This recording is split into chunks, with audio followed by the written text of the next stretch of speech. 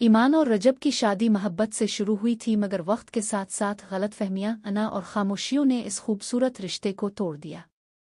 तलाक के बाद दोनों अलग हो गए, मगर उनका 1 साल का बेटा कीवान सुल्तान उनकी जिंदगियों को किसी न किसी तरह जोड़े रखता था।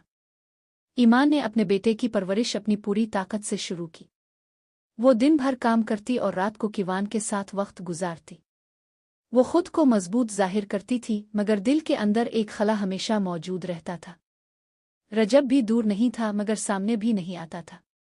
वो खामोशी से अपने बेटे की परवरिश में हिस्सा डालना चाहता था, लेकिन ईमान के रवैये की वजह से वो खुद को पीछे रखता था। दोनों के दरमियान बातचीत खत्म थी, मगर जिम्मेदारी खत्म नहीं हुई थी। एक दिन स्कूल के एडमिशन का मसला आया। कीवान के लिए अच्छे स्कूल में दाखिला लेना जरूरी था, मगर कागजात और इजाज़त दोनों वालिदैन की जरूरत थे। यही वो पहला मौका था जहां ईमान और रजब को दोबारा एक साथ आना पड़ा। जब वो स्कूल के दफ्तर में मिले तो फिजा भारी हो गई। ना सलाम ना मुस्कराहट, बस एक खामोश तनाव। रजब ने फाइल रखते हुए कहा, मैंने सब डॉक्यूमेंट्स तैयार कर दिए हैं, बस तुम्हारे साइन की जरूरत है। ईमान ने ठंडी नजर से देखा, मैं अपने बेटे के लिए खुद फैसला कर सकती हूँ, तुम्हें हर चीज में शामिल होने की जरूरत नहीं। रजब ने गहरी सांस ली, मगर आवाज नर्म रखी, ये तुम्हारा बेटा अकेले का नहीं, मेरा भी है।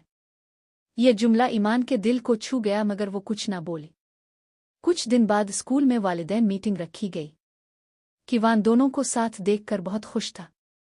वो बार बार दोनों का हाथ पकड़ने की कोशिश करता, जैसे वो चाहता हो कि यह हाथ फिर से एक हो जाए। मीटिंग के बाद रजब ने पहली बार सख्त लहजे के बजाय नरमी से कहा, मैं तुमसे लड़ने नहीं आया ईमान, मैं सिर्फ अपने बेटे की जिंदगी का हिस्सा बनना चाहता हूँ। ईमान की आंखों में पुरानी यादें अलिफाबेर, मगर वो फिर भी खुद को मजबूत रखती रही। वक्त गुजरने लगा। रजब आहिस्ता आहिस्ता कीवान की जिंदगी में एक बाकायदा हिस्सा बनने लगा। कभी वो इसे पार्क ले जाता, कभी इसे पढ़ाता। कीवान दोनों के दरमियान एक खुशी का जरिया बन गया था। ईमान ने पहली बार महसूस किया कि रजब बदल गया है, मगर वो अपने दिल के जख्मों से अभी तक डर रही थी। एक शाम कीवान ने मासूमियत से पूछा, उम्मी, अबू हमारे साथ क्यों नहीं रहते? ये सवाल ईमान के दिल में सीधा उतर गया।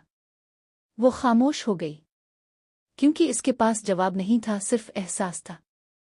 इसी खामोशी में रजब ने कहा, हम अलग जरूर हैं, मगर तुम दोनों मेरी पूरी दुनिया हो।